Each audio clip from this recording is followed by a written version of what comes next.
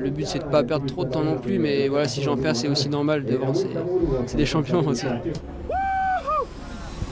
Lenny Martinez, plus jeune porteur du maillot rouge sur un grand tour, continue d'apprendre. Sur la 8e étape, il a goûté à la bagarre Remco Evenepoel face à la Jumbo-Visma. Une bagarre qui a fait des dégâts et qui risque de continuer aujourd'hui encore. Mais hier, chacun se renvoyait la balle à l'arrivée, au sommet, assuré Ducati. But we also talked about that we could go on the last climb, but there Remco was super strong. I think for us it was almost more about following than attacking. It's easy, I just didn't know we were fighting with a victory. I thought there was a group in front or a few guys. I was not very surprised by Rogic's sprint because it wasn't really fast, but it's very frustrating because I felt very good. Sepp Kuss a finalement ramené le maillot rouge dans son équipe, une première sur un grand tour pour l'Américain. Really nice experience. I saw my wife before the stage and she said she didn't even recognize me with all these new colors. Aujourd'hui, la donne sera plus complexe à la veille de la première journée de repos. On va vouloir mettre encore un peu plus de pression sur Remco Evenepoel et sur une étape longue, difficile et où la météo risque de jouer un grand rôle.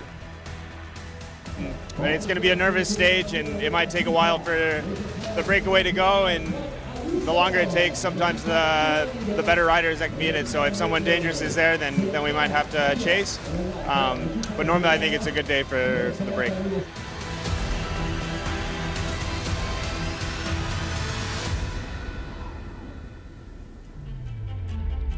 Justement, le début d'étape avec un vent dans le dos a été complètement fou, plus de 50 km/h de moyenne sur la première heure de course. Résultat des bordures, 6 Jumbo-Visma ont tenté d'isoler Remco Evenepoel dans un groupe de 12 coureurs qui a pris 45 secondes d'avance, mais tout est rentré dans l'ordre dans la première ascension de la journée.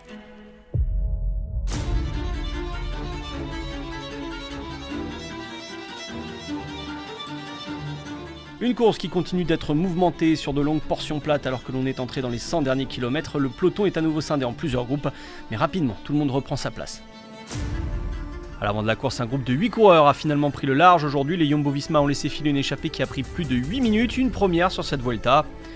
Un homme voulait à tout prix être devant, il est bien présent, c'est Ruben Fernandez, le régional de l'étape de l'équipe Cofidis. Al final correr en casa siempre da muchísima más ilusión, ¿no? Al 100%. ¿Conoces esta meta inédita de la Vuelta? Sí, la conozco porque el lunes antes de venir a la Vuelta estuvimos ahí visualizándola. Y es súper dura, la verdad.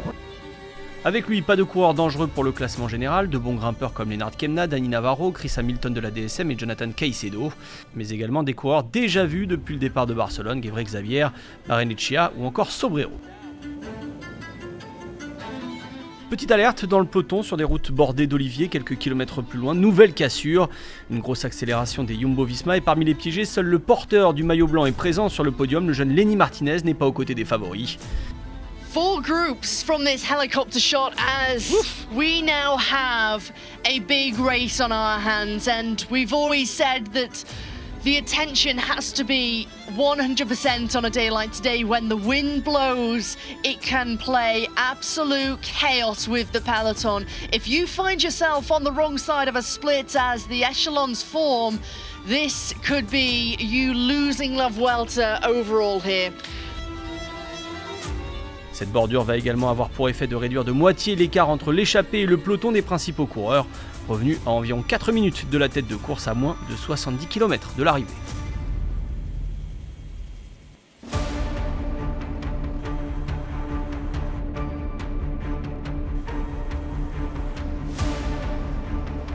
Job well done from Groupama FDG, Arkea Samsic and Total Energy. They've put Lenny Martinez, the rider who sits third overall in the general classification, back into contention for the GC. Finalement, le scénario attendu va se réaliser. Le peloton groupé diminue le tempo et alors que l'on entre dans les 30 derniers kilomètres, l'écart est repassé au-dessus des 5 minutes. La victoire va se jouer dans l'échappée. En revanche, petit ajustement pour cause de météo et en raison de coulées de boue dans le dernier kilomètre, les temps seront pris à 2 km de l'arrivée. Mais le vainqueur de l'étape sera lui bien désigné sur la ligne. Alors que l'on vient de passer au sprint intermédiaire du jour à Seguin, Dani Navarro est retardé par une crevaison, il est imité quelques instants plus tard par Barrenechea. Les deux hommes reviennent à environ 10 km de l'arrivée alors que l'on attaque la montée finale. Leonard Kemner of Border Hansgrohe, with 5 kilometers remaining, is going in pursuit of a stage victory here in La Vuelta. L'Allemand s'envole vers la victoire d'étape, seul Matteo Sobrero l'Italien pense tenir et s'accroche à environ 15 secondes.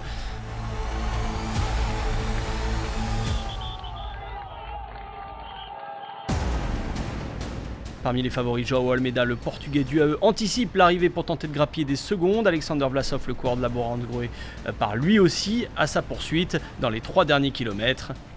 Et à l'approche du point final de chronométrage de cette étape, c'est Roglic qui prend les commandes du peloton des favoris pour mettre la pression sur Evenepoel avant de se relever.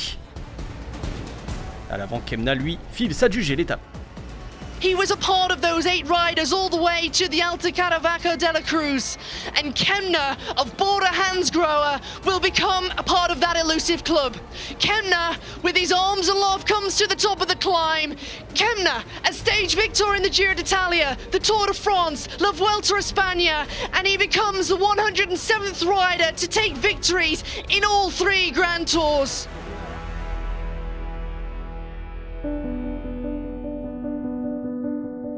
Troisième échappée pour Kemna sur cette Vuelta, cette fois c'est la bonne. Le coureur de la Bora Hansgrohe entre dans le cercle qui compte tout de même plus de 100 coureurs, des hommes qui ont gagné sur les 3 grands tours. L'Allemand qui dispute sa deuxième Vuelta après 2017 a brillé d'abord en Italie cette année avec une 9e place sur le Giro, une 4e sur Tirreno Adriatico. Il a en outre remporté une étape du Tour des Alpes, c'est donc son 2e succès de la saison. We had like echelons in the beginning.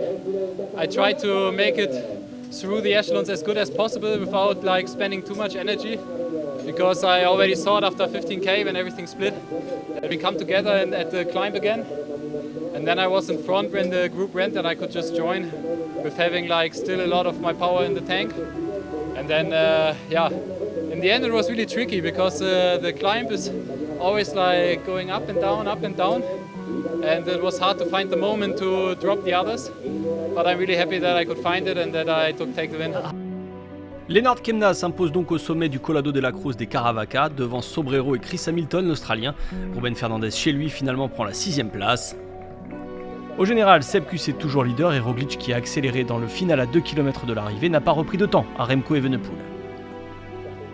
Caden Groves est toujours leader du classement par points. Le coureur de la Lidl Trek dans l'échappée aujourd'hui, l'Érythréen Gebrek Xabier a pris 39 points.